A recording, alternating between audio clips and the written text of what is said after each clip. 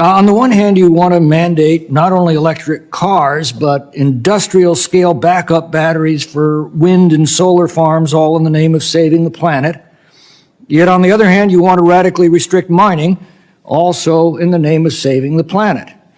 Well, you can't do both.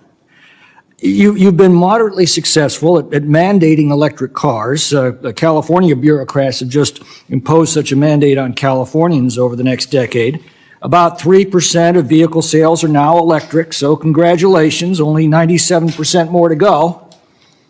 And we don't need to get into a discussion today about where you think the electricity for your electric cars is going to come from. About 80% of our electricity still comes from the very fossil fuels that you're waging war against, and you're creating devastating shortages by doing that. We'll save that for another day.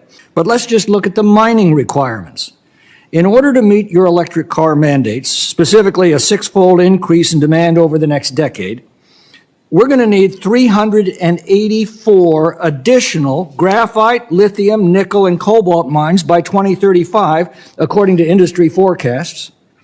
Expensive recycling mandates will only reduce this number to 336 new mines that we're going to need.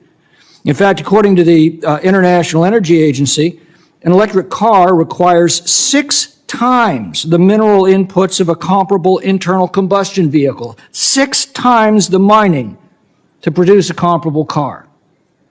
And of course, copper is a critical component in this technology, and copper is what you're trying to shut down in the matter before us today.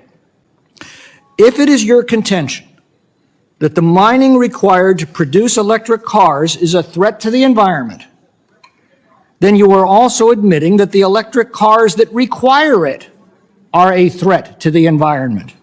Can't you see how foolish and self-destructive and absurdly contradictory these policies have become? And can't you see yet the damage that you're doing not only to the environment, but to people's lives?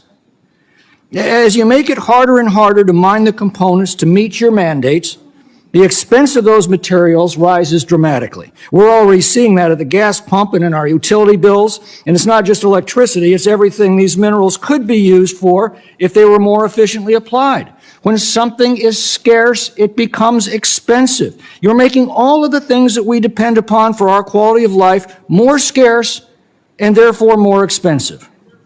You're fixated on a 1-degree rise of global temperatures over the next century, but you couldn't care less that you're making it financially impossible for many people to heat their homes in sub-freezing winters.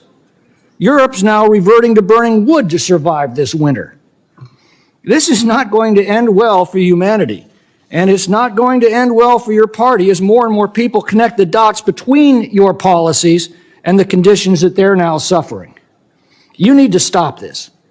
The resolution before us will at least shed some light on the inexplicably absurd decision that your administration made to unilaterally thwart a bipartisan legislative act and to impede one of the most important copper mines in America. And frankly, you need this information more than we do, because maybe it will dissuade you from continuing with the childish fantasies and the self-destructive policies that you are going to be held accountable for, both by voters and by history.